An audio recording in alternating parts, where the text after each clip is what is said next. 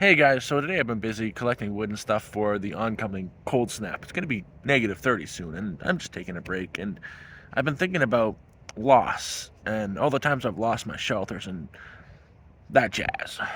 And I wanted to share a couple of the stories with you. Not all of them because it's just happened so many times. It's like just one of those brush off your shoulder kind of things to me now. But I want to share three, maybe four of the ones that were especially brutal for me.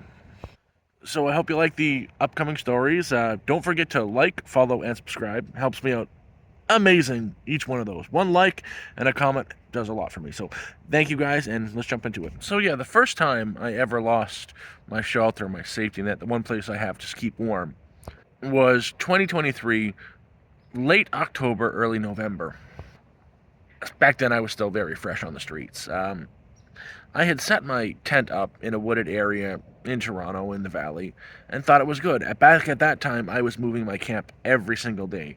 Every morning, I'd pack up the tent and find somewhere else to camp. It was working out for me. Well, that night, I had set my tent up in a spot that I was going to have my sleep in. Unfortunately, back then, I was still very spoiled, cushy, and soft. I had issues using the bathroom outdoors. It was around 2, 3 o'clock in the morning, and I got that feeling that nature's about to call. So I decided I'm going to get up and go to a coffee shop that I know is going to be open to use the bathroom. This bathroom wasn't even that far, maybe a 20-minute walk from my camp. But I take off, go to the bathroom, and I come back.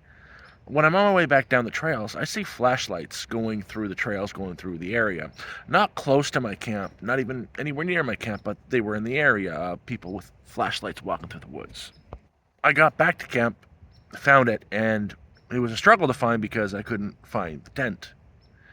When I got to it, it's because the tent wasn't up anymore. In fact, it wasn't just up, it was cut to ribbons. Like someone slashed it with knives, cut my sleeping bags. It was unrecoverable. I got a real brutal dose of reality that day on just how bad things can be when you don't even have a fabric roof over your head. You don't even have a sleeping bag, and it's 3 o'clock in the morning. I spent that night just wandering the woods trying to find somewhere to be. I never did find out who destroyed my tent, who did that to me, and I never will. And in fact, I don't even care. I actually think it might be a positive thing that it happened when I was away. If people are willing to do that to a person who's in a bad situation like that when no one's around, what would have happened to me if I had been there? But yeah, that's the first time I lost my camp, my tent, my shelter. So you know the story of the first time. Now let's go to the worst time. This time I legit could have lost my life.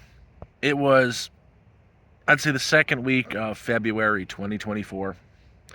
It is really brutally cold out. It hit at this time there was a cold snap hitting. It was like -20, 25 for 3, 4 days straight, and it was going to continue on.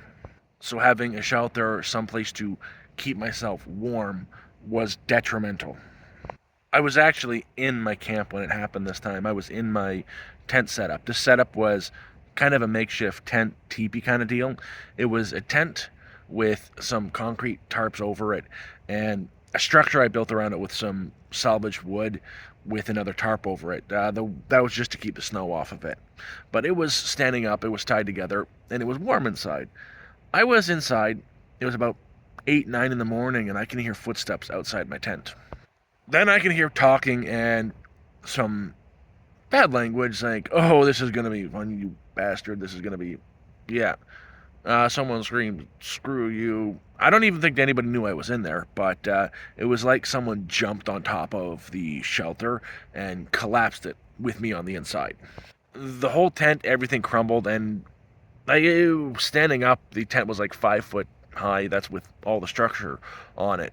The wooden planks I had using as the teepee structure collapsed, broke, and came down on me. So maybe it was my body height, my body thickness thick, wide, and everything closed in, trapping me on the inside. So I've got these 3 wooden planks that have compressed down on me, that have dug themselves into the snow and got hooked on a tree. So I can't push it up, and I can't get out the front. So I'm trapped in there, and I'm starting to panic because I can feel the cold. There is no way for me to get myself up to get myself out. And what makes it even worse is at that time I was suffering from a leg injury. So with all that, I couldn't even. I was having trouble getting myself up either way. But if you, some people might remember, we were having a campfire live stream, and I went to go collect wood, and I overextended my leg while trying to snap some wood and hurt myself. It was a whole thing. But yeah, I'm there. I am trapped in this makeshift shelter tent kind of deal, pinned down, can't get out the front, no way to get out, and it's freezing cold. Where I was very fortunate was right at my side, I had my knife, the knife I use for cooking and all that stuff. I had to cut my way out of that shelter. From right above my head, I jabbed that knife into the fabric of the tent, cut down, cut through the tarp, cut through the other tarps, and crawled my way out to freedom. When I got out, covered in snow, wet and cold, I stood just looking at my destroyed tent, my destroyed safety net. Standing in the bitter cold, I thought, hey man, maybe this is it. Now everything's coming to an end. Luckily, there's a wonderful thing called duct tape, and there's not much duct tape can't fix. I picked up the scraps, I pulled everything out, and I rebuilt. I rebuilt it in a way where I could just.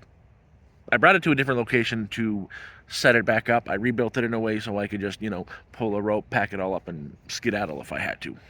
But that was quite literally the first time I thought I was going to die out here. Now, this final story is kind of why I'm very cautious towards everybody. The best part is the majority of this is actually documented. We were at a live stream. We were having a live stream. Well, some of it happened. I was sitting on a park bench, just having a live stream, talking to you guys, chatting, and this person rolls up in a truck, looks at me, keeps going, comes back, gets out of his truck, and walks toward me, and he's very aggressive. Where I was, someone had pitched a tent not too far off of where I was sitting, nowhere close to my camp, but it's not my tent. I don't know who these people are. And walks up to me, and he's asking me, is that your tent there? Of course, it's not, so I have, no idea what you're talking about, bud. And he's like, oh, well, I'm paid to scare these fucking homeless people out of the parks and stuff. I make $89,000 a year to scare them away. He was very aggressive, and I'm just like, okay, what does that have to do with me? Because you don't know me. I'm just some jerk sitting in the park. Part of me wanted just to tell him to F off, but the other part of me knows better not to try to fight or get aggressive with someone because in any situation, I come out the loser. But whatever, it doesn't really matter.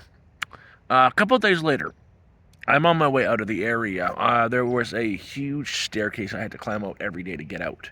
I'm at the top of that staircase sitting down, and I see that guy's truck at the base of the area go into the parking area, go around, and start driving up one of the service roads. Something in my head kind of twitched off saying maybe I should sit around and watch what's going on. And I did that. I sat at the top of the stairs just looking out over. And again, this is May-ish. And I see him drive up one of the hills towards my shack. I had this nice little shack.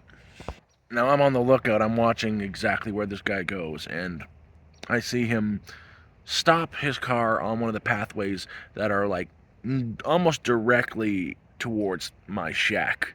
I see him and 3 other people get out of the truck, walk into the bush into where my camp is. And this is the same guy that got out of the truck the other day to bitch me out. I don't know why. I'm just, again, the dude sitting on a bench. See them walk into the woods with a rope on their shoulders and then walk out of the woods trailing the rope behind them, tying it to the back end of his truck. And they drive away. I hear a big crash. And they left. I went back later that day to find the camp completely destroyed. They had tied a rope around the supports and ripped it down because that's what they do. But again, these things happen. I've learned to just let it go. You've got to expect that no matter where you are, you're going to lose your shelter. So you always have to be prepared and ready for that eventuality. But anyways, those are my 3 stories. I've got about 10 of them. I've lost my shelters 10 times, but these are the ones I've just thinking about recently and wanted to share with you guys. So if you like the video, give my video a like, give me a comment. They help me out. Or if you're not subscribed, please do so. I hope to see you guys in the next one, and we'll do some streams later. Maybe today, maybe tomorrow. I don't know. You guys take care. Bye now.